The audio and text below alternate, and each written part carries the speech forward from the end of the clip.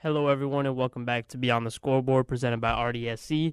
And today we are going to be grading every NBA team through mid-season. But before we get to that, we have a couple things that we need to talk about. So the bulk of the show is going to be the NBA mid-season grades, but we have three other topics to talk about before that. So second half of the show is most likely going to be about the mid-season grades while we get some of this other stuff out of the way. First up, the biggest thing to talk about tomorrow, January 24th, Derrick Rose is getting his jersey number 1 retired by the Chicago Bulls. Now, I'm not a Bulls fan, but coming to school here in Chicago, being here, knowing a lot of Bulls fans in Chicago, in and out of Chicago, everybody loves Derrick Rose, and if you're an NBA fan, you love Derrick Rose. There's no point in hating a guy that just was so great, but injuries ruined his career. And even after that, he didn't give up. He was still a really solid NBA player after the injuries, despite him not being a star. Derrick Rose just is an epitome of never giving up as just a person.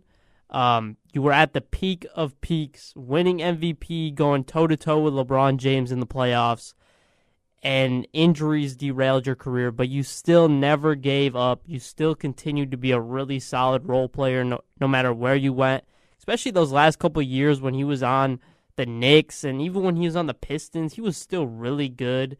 And my most memorable Derrick Rose moment, it did not come in a Chicago Bulls jersey, but when he was in Chicago, the Chicago kid, I mean, he was a dog. He was dogging everybody.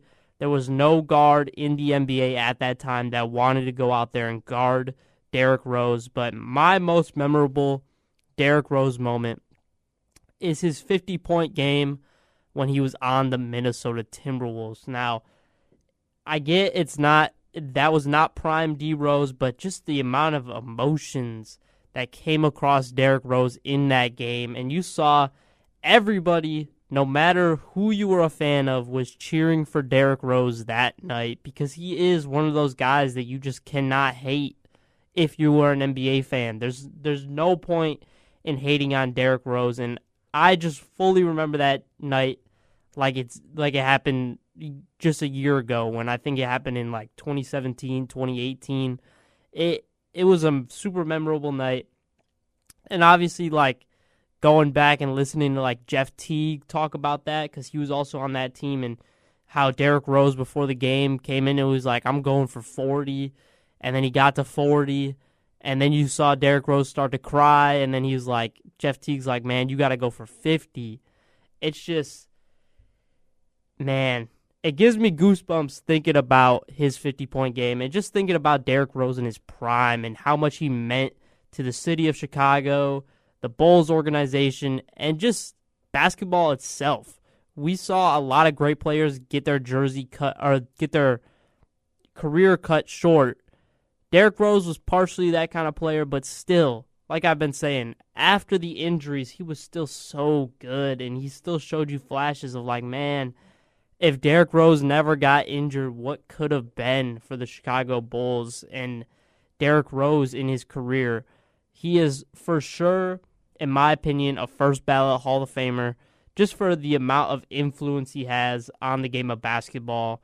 And still, today, he's still doing great things. He's super into chess, which I listened to a podcast with him, Numbers on the Board, shout out to them, one of the greatest podcasts out there right now. But they had Derrick Rose on, and they were talking about what he does outside of basketball, and he was telling them I just had to find new hobbies, and chess was one of his hobbies, so he's super big into chess. If you are also into chess, I am not, but if you're into chess, give Derrick Rose a look out for how he does on chess. I don't really know anything about that, but it's good that he's finding new avenues to fulfill himself in what he still has to give to society as a whole and what his lasting impact is going to be.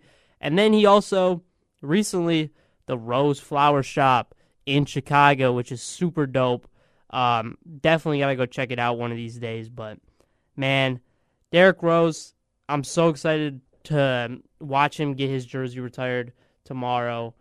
I'm trying to remember who the Bulls play in that game. I believe they play the Heat, maybe, or the Nets. Let me just give it a quick check. The Bulls will be playing the Boston Celtics tomorrow at 7 p.m. Central Time, 8 p.m. Eastern Time. And make sure you give it a quick check.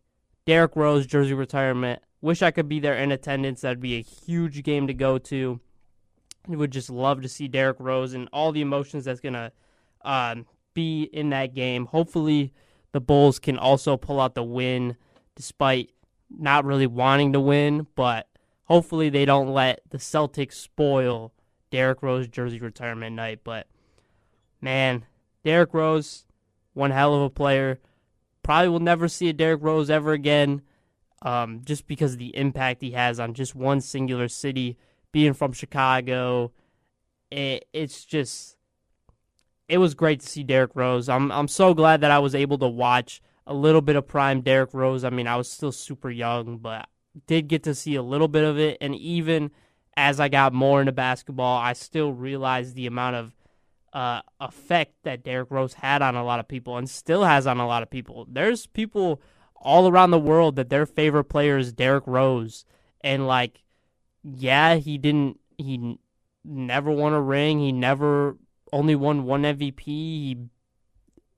But still, he's still their favorite player because of the way he played basketball and what he meant to basketball. So, huge shout out to Derrick Rose. Deserves all the flowers he's going to get this weekend. Excited to see the game. Excited to see Derrick Rose back at the United Center where he made so many people's memories and memories of his own. But moving on from Derrick Rose, we are going to be talking about All-Star starters. They just got released a couple days ago for both the Eastern and Western Conference starters. First off, we're going to start with, I just want to say this first off. I think they got the voting pretty much perfect. Some of these guys, I don't think they're actually going to play in the All-Star game just due to injury and missing already a lot of time. I don't think some of these guys are going to play in the All-Star game, but hopefully we do get to see them. But for the Eastern Conference, we got Jalen Brunson, Cade Cunningham, Tyrese Maxey, Giannis Antetokounmpo, and Jaylen Brown. 5 out of 5 locks for Eastern Conference All-Star starters. Giannis is the only question mark if he's going to play, just because he has been super banged up to start this year. The Bucks are going to really need him down the stretch of the season, sitting right outside the play-in right now. So, yeah, I don't know if we're going to get Giannis, but Tyrese Maxey, Cade Cunningham, and Jaylen Brown, all three of them deserve the amount of love that they're getting this year. Jaylen Brown and Cade Cunningham playing as MVP-level players, and then Tyrese Maxey has taken the keys in Philadelphia. Now, Philadelphia is a sleeper team, in my opinion, to watch out for down the stretch of the season and what they're going to do. Tyrese has been balling all year long, averaging 30-plus points per game this year. So, watch out for him. And this is going to be a fun All-Star. I don't really know how much the All-Star starters are going to play into the whole world versus US, because I only see, actually it's 5-5 now that I think about it. We'll talk about the Western Conference starters, but it is 5 world starters and 5 US starters, but the US team is going to be split into 2, so there are going to be some different starters alongside some of these guys. But Eastern Conference starters, lock. I agree with every single one of those. And then for the Western Conference starters, Steph Curry, Luka Doncic, Shai Gilgeous-Alexander, Nikola Jokic, and Victor Wembanyama. I think all of those are a lock. Don't know if Jokic is going to play in the All-Star game. He's going to be just coming back from his injuries, so we'll see if he plays. Only person that also could not play in this is Victor Wembanyama, even though he brought a little bit more smoke when he was in the All-Star game, which I think the NBA is really looking forward to, and they would love to see Victor Wembanyama play. But I just don't know. If he gets another injury, he might have to sit out, and maybe the Spurs will just have him sit out no matter what. But again, all 5 locks. Shea's killing it, playing at an MVP level again. Luka's trying to carry the Lakers. And then you obviously know Nikola Jokic, what he does, Steph Curry, what he does, and then Victor Wembanyama. So all 5 Western Conference and Eastern Conference starters are a lock, in my opinion. Perfect 5-5 so as well, so that's perfect for the World versus U.S. The World team already looking really stacked. If all these guys end up playing, the World team starters are going to be Shea, Luka, Victor Wembanyama, Nikola Jokic, and Giannis. So if those guys lock in and actually play some basketball over the All-Star break, it's gonna show that the World is really catching up to the U.S., which, again, just going on like a little tangent, this is perfect for the NBA, having all these overseas or foreign players just dominating. NBA and basketball as a whole is the greatest sport in the world, in my opinion.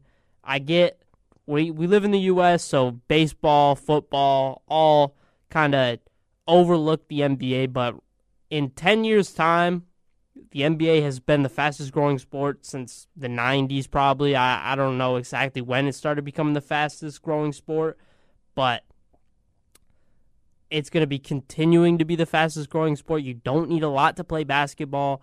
It's easy to get into. There's people all over the world that are just now getting into the NBA and getting into playing basketball.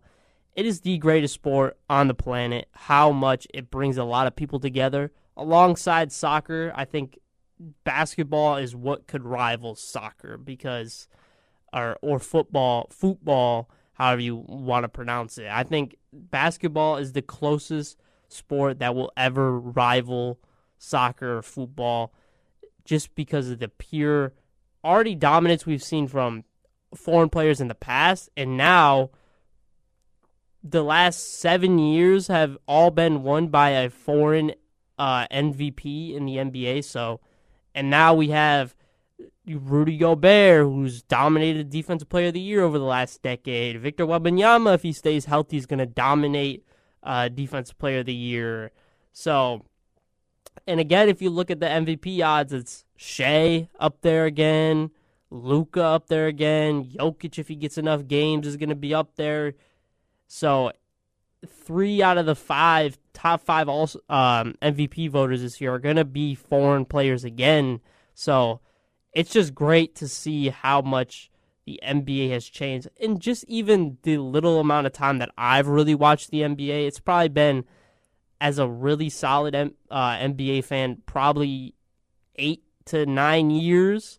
But, I mean, just the pure amount of talent that is coming in from countries all over the world. Like France is starting to really become a powerhouse once again in basketball with Victor Wembanyama and Alex Sarr and Bilal Coulibaly. And then you got like Canada with Shea and Jamal Murray and then Slovenia and Serbia, Luka and Jokic. Like NBA is in a perfect spot. Obviously, the league isn't doing the numbers of an NFL or MLB probably. I don't really know the exact stats. I would assume that maybe the NBA is above the MLB in numbers-wise because there are so many people around the world that watch basketball more than they watch baseball. But the NFL is probably still going to be the dominant sport in the U.S. I love football as well. I love watching football, but basketball has been my sport for basically my whole life. Just watching it, watching how it's grown, watching how people grow within the league, and how people watching the NBA as well grow as people. I think we have a new sense of enjoyment for watching people from all different countries and the culture they bring to the NBA, because it is a new change when you get a Jokic who isn't a super athletic, uber athletic center, he's just super skilled and he knows how to get to his spots, which in the U.S. we don't usually train that as our young athletes in our middle school to high school age athletes. We really focus on a lot of explosiveness, getting to the rim, whereas Jokic, he and Luka and Victor Wembanyama playing for professional teams, playing against old, like grown men, you learn how to use your body a little bit more. So they grow as players faster than U.S. players do. So once they come in, they have just an advantage right off the bat, and then it's kind of the U.S. has to keep up. At this point, it looks like the U.S. has to keep up with the amount of talent that is coming out of everywhere across the world. So super fun to watch. I'm not going to get my hopes up for All-Star Weekend again this year, but it is good voting to start it off, so hopefully that good start can continue throughout. But again, the All-Star game, just not the same as it used to be, but hopefully some of these guys that we see can maybe change it up a little bit, bring a little bit more effort and intensity to the All-Star game, which has been lost for a long time. And then hopefully soon we will see who will be competing in the three-point contest and the dunk contest. Dunk contest has really fallen off recently. Mac McClung is just dominated, but again, he's just not an NBA player, so it's like he deserves it. He is technically in the NBA G League, so he's an NBA affiliate, but NBA players can't be letting these guys that play maybe 5 to 10 games a year dominate in an NBA dominated, all-star, star player dominated weekend. So hopefully that changes this year. Obviously, Adam Silver continues to try new things, which I think is perfect. When you're continuing to grow as a league and you're getting in a rough spot of trying to get people to compete, it's always good to try new things. So hopefully this new edition of the World versus U.S. will add a little bit different sense of urgency and effort and intensity to the All-Star game. But like I said, don't get your hopes up, but we can always try to expect it.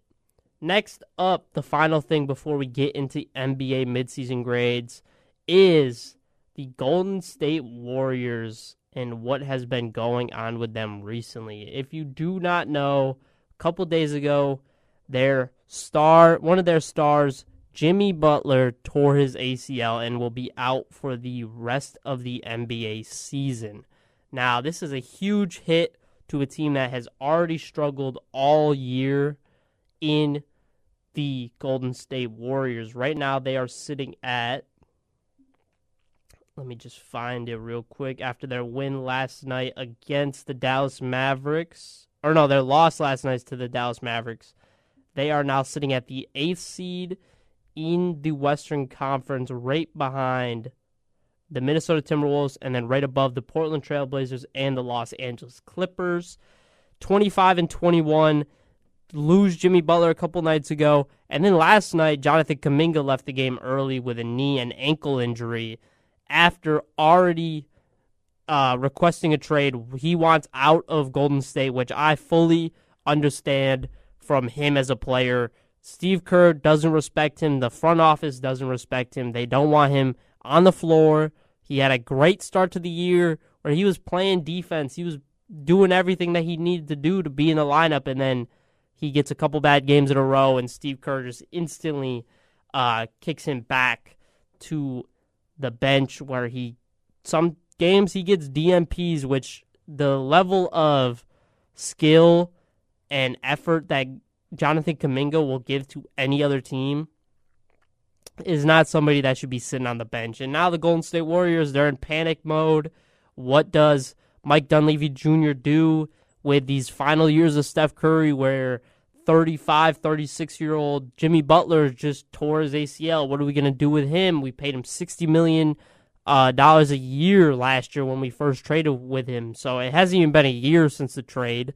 of getting Jimmy Butler, and he's already torn his ACL. He's going to miss probably 6 to 8 months, if I had to guess. I don't know the exact timeline for the torn ACL on Jimmy Butler, but we've seen ACL injuries derail careers from an early stage, and Jimmy Butler's at the very tail end of his career at this point. So we'll see what that does with Jimmy Butler in his career, but for the Golden State Warriors, this really pigeonholes them in what they could do. You paid him so much money last year that teams are not going to just want to trade for that, which is a big thing. Like, I've seen some mocks of Jimmy Butler going to this team despite the injury because it's just a team trying to be worse, get off a good player that the Warriors could probably use. But it's just a tough spot to be in right now for the Golden State Warriors and Mike Dunleavy Jr. It's just... And going back and looking at just the initial trade and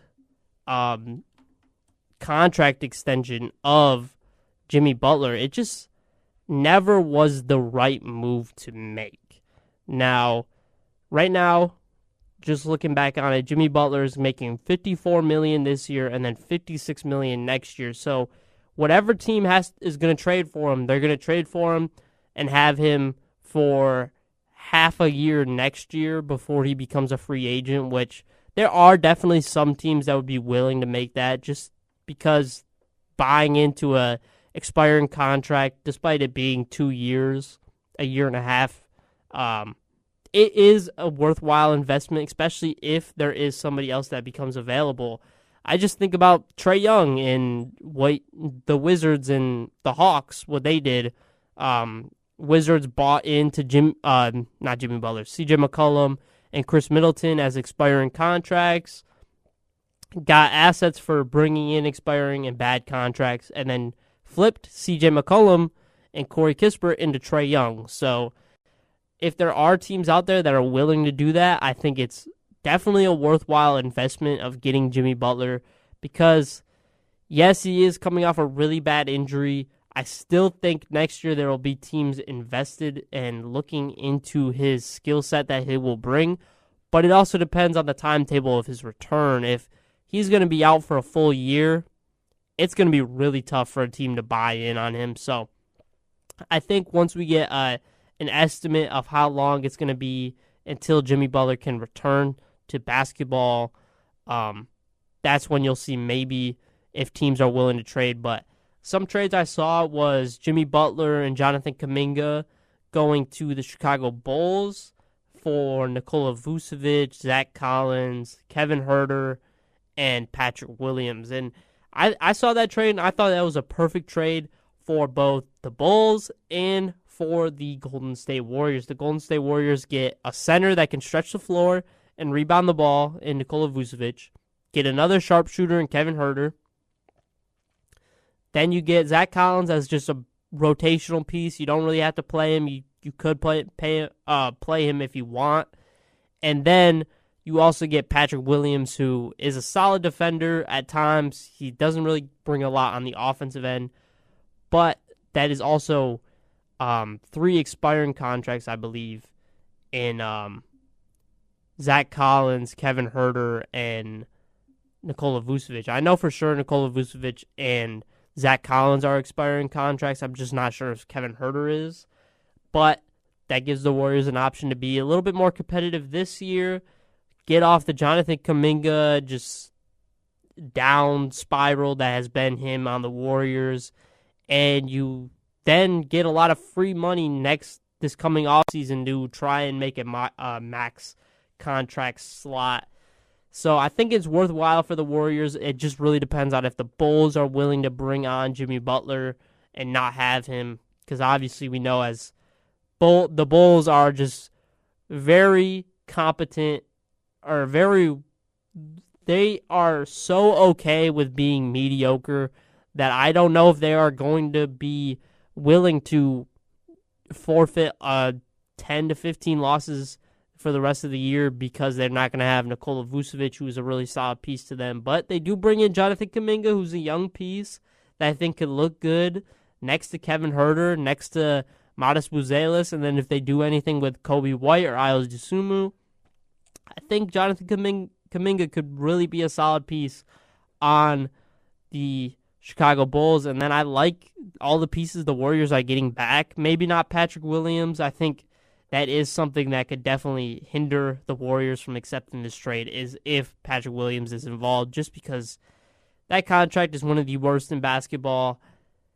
I get it, but if you do want to compete with Steph Curry's last couple of years, you're going to have to take on some risk and some bad contracts just to be competitive. And I think Patrick Williams could give you a little bit something that you're missing if you are a Golden State Warriors fan, team, and GM. So we'll see what happens with Jimmy Butler, but if he's out for a full year, I don't see him getting traded, and I think the Warriors are just going to have to stick with the team they have right now unless they do move on from Jonathan Kuminga, which I think is the biggest thing that is going to happen in the next couple of weeks. Is Jonathan Kuminga, the Warriors have now fallen back on the fact that a trade for Jonathan Kuminga has to save their season and make them a championship contender under Mike Dunleavy Jr.'s words. He says he doesn't want to waste any Steph Curry years. He doesn't want to go out like Kobe Bryant. That's what Steph Curry said. Now the only piece you really have to trade that has some value is Jonathan Kuminga, and what I've seen for him is like Kyle Kuzma and Bobby Portis for Jonathan Kuminga. So there's just not a lot out there for Kuminga. You, as an organization, you failed Kuminga. You haven't given him a lot of value to a lot of other NBA teams because teams are just seeing him sit on the bench night in, night out, and they're like, what's wrong with Jonathan Kuminga? But he's not injured, so teams are just going to look at, well, then I guess he's just not good enough to be an NBA player, which, in my opinion, I think Jonathan Kuminga is a perfectly fine NBA player.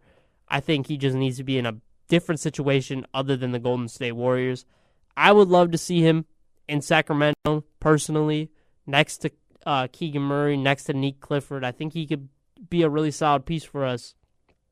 Don't know if he's worth the money he wants, but the Warriors have done themselves no good, and it's either he's going to walk either this offseason or next offseason. I forgot what kind of contract he signed in the offseason. I believe it was just a 1 year, maybe with a player option. And then you get nothing for Jonathan Kuminga, or you trade him for basically nothing to try to be a little bit more competitive this year. So we will see what comes with this Jimmy Butler, Jonathan Kuminga saga in the Golden State Warriors. But this is one of the worst sagas that Warriors fans are going to deal with, because they're going to see their GOAT, Steph Curry, just kind of ride off into the sunset without being a competent and competitive team down the stretch of his career. And now, before we get into the midseason grades for every NBA team, we are going to take a quick commercial break, and we will be right back here on RDSE. I'm your host, Michael Lyons, and this is Beyond the Scoreboard. Hello, everyone, and welcome back to Beyond the Scoreboard, presented by RDSE. And like I said, right before we went to commercial break, we are going to be grading every NBA team through midseason. Now, this is just a combination of everything from what everybody thought they were going to be, what I thought they were going to be as a team this year, expectations, what they've done, like moves, if they have done any moves, how some of their players have looked. So we're going to just jump right into it. Now, I saw an ESPN writer do this, and I wanted to do it myself. They only went A through D. I went A+ through F because there are a couple F teams. There's 2, but we will get to them eventually. But starting off with the top of the Eastern Conference, the Detroit Pistons, they've had an A+ season so far. Nobody expected them to be the top of the Eastern Conference at 32-10, 5.5 games above the Boston Celtics, 7 games above the New York Knicks, who everybody expected to be the top of the Eastern Conference alongside the Cleveland Cavaliers, Detroit has blown everybody out of the water with how they've done this year. I've made videos on them. I've talked about them a lot this year on how just amazing JB Bickerstaff has turned around the Detroit Pistons franchise. And like many great teams, they win games without Cade Cunningham, without Jalen Duren. They bought into the defensive identity that JB Bickerstaff has brought. And they're in a position where if they wanted to, they could buy this trade deadline, make a move, try to get somebody alongside Cade Cunningham to make a deep Eastern Conference playoff run, or they could just kind of stay pat. They're still a young team. They still got guys that need to develop like Asar Thompson and Ron Holland, and even Jalen Duren. He's still super young. So Detroit, A+ season so far. Another A+, the Boston Celtics at 27-16 right now, 5.5 games back from the Detroit Pistons. A+ season. You lose Jason Tatum in the playoffs. He's hopefully coming back super soon, right before the playoffs. You move on from Kristaps, from Luke Cornett, from Drew Holiday. You move on from all those guys, and you're still atop of the Eastern Conference when you had zero expectations, pretty much. I had zero expectations for the Boston Celtics. I thought they were going to be around a play-in team, so I severely underestimated this team. They deserve all the credit, and they deserve to kind of look back at all the critics and reporters and kind of laugh. If Joe Mazzulla walked in the door right now and said, man, you had us as a 10th, 11th seed and you're way too early predictions, and laughed in my face, I couldn't even say anything because he's done an amazing job. Derek White, Jaylen Brown has turned into an MVP level player, and if they get Jason Tatum back in a certain time before the playoffs where he has time to come back, ramp up, get his shot, get everything back, Boston is definitely a team that could go to the playoff or go walk through the Eastern Conference playoffs. So, A+ season for the Boston Celtics. Next up, the New York Knicks at 26-18. I went with a C+. Now, I went with a C+. They're still top of the Eastern Conference at the 3 seed. We all looked at them as a team to beat in the Eastern Conference, and as of late, they have looked like a team not to lose to. Mike Brown, his philosophy started off pretty well this year, and now it's in a weird position where it's starting to fall. Some players on the Knicks don't know exactly what their role is on the team. So, Knicks kind of in a weird spot. I still put them at the C+ because they have gone through a couple injuries this year with Josh Hart and Katz missed some time, Brunson missed some time. They're still a solid team, and at the end of the day, the New York Knicks' expectation is to win the NBA championship this year. They're still in a position where they could go all the way and win the championship, go to the finals. And not as a Knicks fan, but as just an NBA fan, you definitely want to get the slump in the early shooting woes and just issues out of the way early before the trade deadline. Maybe you could fix it at the trade deadline with a move, but still gave the New York Knicks a C+. Next up, the Toronto Raptors at 27-19. I gave them a solid B. Now, I could have put them at an A because nobody really expected them to be a top 4 seed in the Eastern Conference. I gave them a B. They've had some good contracts. I think the Brandon Ingram contract has looked incredible with how he's played alongside Scotty Barnes. But you still got the Emmanuel Quickley contract. You still got Jakob Poeltl that you just gave him a pretty sizable contract. So you're kind of in a position where I think you're good enough to compete, maybe win a playoff series, but still definitely not a definite contender in the Eastern Conference, but still a really solid year so far for the Toronto Raptors. I'm going to give them a B. Next up, Philadelphia 76ers, also giving them a B. They have really turned it around since last year with Tyrese Maxey just turning into an absolute monster at the offensive end. Joel Embiid slowly getting back to the Joel Embiid that we're used to seeing.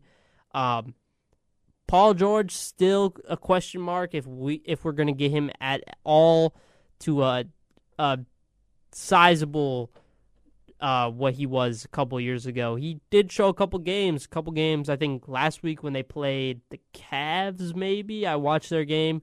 Don't remember exactly who they played, but he looked really good in that game. So this is another team that just, if they continue to get healthy, continue to get some momentum, this is another team that you definitely have to watch out for in the Eastern Conference because they do have a lot of veteran leadership and they have a lot of skill. They have Joel Embiid, a former MVP, Paul George, another former MVP candidate, Tyrese Maxey is a monster, and then VJ Edgecombe has been killing it all year long. Next up is the Cleveland Cavaliers at the 6th spot. They're 25-20. I gave them a D+. They are still in the playoffs, which we all expected them to be. We for sure expected them to be top of the Eastern Conference. They were one of the best offensive teams last year. That is not the case this year. The defense has struggled as well. Darius Garland's in and out of the lineup. Jared Allen just hasn't been the same Jared Allen we've seen in the last couple of years. Donovan Mitchell's still carrying this team a lot. They have some good, solid role players like Naquan Tomlin and Jalen Tyson who have started to break out a little bit. Max Strus has yet to play. And then guys like Lonzo, your big kind of offseason acquisition, is not hitting the same that they expected. Losing Ty Jerome was a huge loss for this Cleveland Cavaliers team. I don't see them as a contender in the Eastern Conference this year, but it's still early. They could definitely turn something around. And then they still got a little bit of turmoil. DeAndre Hunter recently said that he does not want to be a Cleveland Cavalier anymore. So we'll see if that makes a move. Maybe that changes a lot of things in Cleveland. But yeah, I'm going to give them a D+. They're just a shell of themselves through injuries and through they just haven't been the same offense or defense that they were last year. So D+ for the Cleveland Cavaliers. Next up at the 7th spot at 23-20, the Orlando Magic. I gave them a C+. I gave them a higher grade than the Cleveland Cavaliers. It feels a little odd because it is another team that has struggled a lot this year. But this Orlando Magic team, they've lost Suggs for some time. They've lost Franz for time.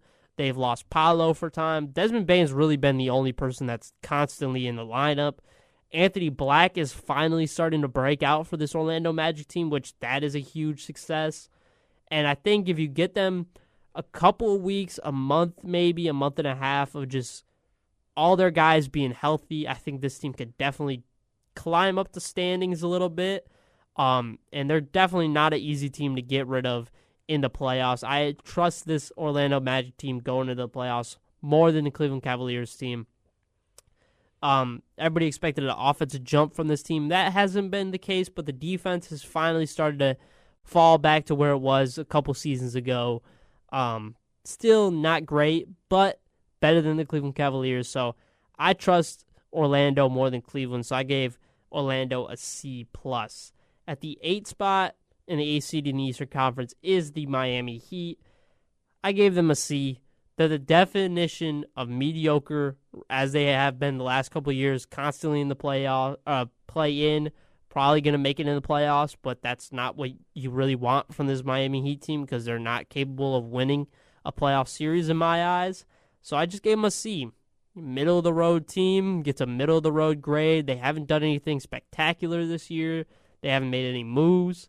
The offense has looked super fun to watch, one of the fun teams to watch in the NBA. But they're about in a position where they might move on from Tyler Hero. Maybe John Morant will come in. Maybe that'll change Miami. Jaime's looked great this year. That is one takeaway. But, yeah, they're just in a weird position right now for this Miami Heat team. And they're in the middle of the pack, so I gave them a middle-of-the-pack grade. Next up, the 9th seed, the Chicago Bulls. I gave them a D. They're just like the Miami Heat, where they're always constantly in the play-in. But one thing with Chicago compared to Miami is not is in more of a position where they're about a move or two away where you can really squint and look at them and be like, yeah, that's a competent team in the Eastern Conference that could probably go and fight for an Eastern Conference final berth. The Bulls are not that. All their fans want them to rebuild, but their organization, their ownership wants them to be a competent team to get a play-in game as the 9 seed to either lose or get another play-in game, and then maybe you squeak into the playoffs. This team is more focused on money this year. It's what it's been the last couple of years for the Chicago Bulls.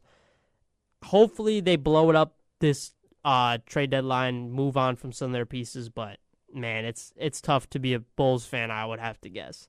Next up, Atlanta, C+. I gave them a C+. They're still the 10 seed, but moving on from Trae Young, you move in a new direction with Jalen Johnson as your guy. I really like that for them as a team, so gave it a C+. The Milwaukee Bucks, gave them a D-. Giannis has been in and out of the lineup. The Bucks are only good when Giannis is on the floor, and recently they haven't looked good. You got fans booing Giannis. The Bucks really need to decide what they're going to do with Giannis. So gave them a D-. They're just not a competitive team this year. They're outside the play-in by a game and a half. So I think they'll make the play-in, probably make the playoffs, but they're definitely not a team to really watch out for. Charlotte, gave them a B-. I like the direction that I've seen with Charles Lee as their head coach. LaMelo's kind of bought in a little bit more. Yeah, he did have a 1-14 game a couple nights ago, but like what Charlotte's done, I think they're about a move away from really being a competitive team in the Eastern Conference, so give them a B-. Brooklyn, C+. Jordi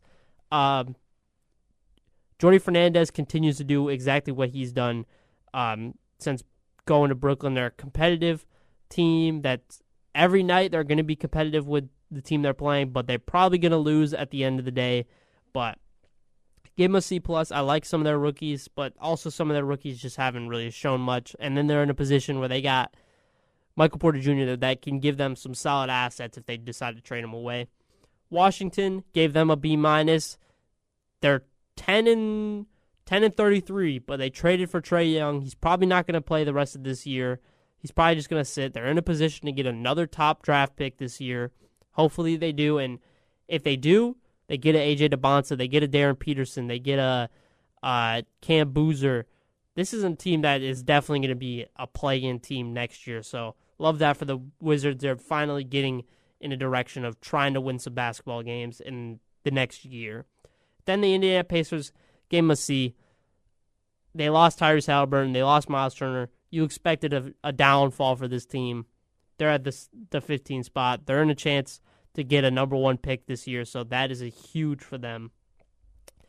Next up for the Western Conference, Oklahoma City Thunder. Gave them an A-. They've been shaky as of late. They started incredibly well. They're still the best team in the league in my eyes, but they have looked beatable, which is something that you don't want to see from a team that started off so hot. So gave them an A-. The Spurs, an A+. Super young team, great offseason acquisitions, great in-season acquisition last year in De'Aaron Fox, leading to a lot of wins. They're 31-14. They've beat the Thunder 3 times. They look like the team to beat in the Western Conference in my eyes because they have gone toe-to-toe and beat the Oklahoma City Thunder that are the team at the top of the standings. So gave them an A+. Denver Nuggets also gave them an A- alongside the Oklahoma City Thunder. They're at the top of the Western Conference, exactly what you expected. Maybe the Nuggets deserved an A+ because they have dealt with so many injuries. Christian Brown's just recently came back. Aaron Gordon's just recently came back. Jokic is missing time, but they've still been winning games, so gave them an A-. Houston gave them a B+. Expected them to be a little bit better this year, but they're in a position where they can buy a point guard. I think that's the biggest thing. Losing Fred, obviously, right before the season started, really hurt this team. So Houston gets a B+, but they are definitely a team to watch out for in the Western Conference. Once they get, I think they have some tradable contracts in Dorian Finney-Smith and Tari Eason and maybe Jabari Smith that could go and get them a point guard that they desperately need alongside Reed Shepherd coming off the bench. Next up, the Phoenix Suns at 27-17. Gave them an A-. This team had no expectations coming into this year. Gave them an A-. I think they're in a position where if they wanted to try to go for a little bit of a playoff run alongside Devin Booker, they are in a position to win that. Gave them an A- just because they feel like a team that's kind of on just a hot streak to start the year, and I could definitely see this team fall off in the second half of the year after they make a trade or some of the teams below them make a trade. So that's why I give them an A-. They're not exactly a contender, but they are definitely a team that has surprised a lot of people. Next, the Los Angeles Lakers, gave them a C. They're still a playoff team, but they are not a championship caliber team. Probably should even be in the D+ area. But Los Angeles, both teams have been really bad to start the year. The Lakers just had a little bit hotter of a start than the Clippers, so gave them a C.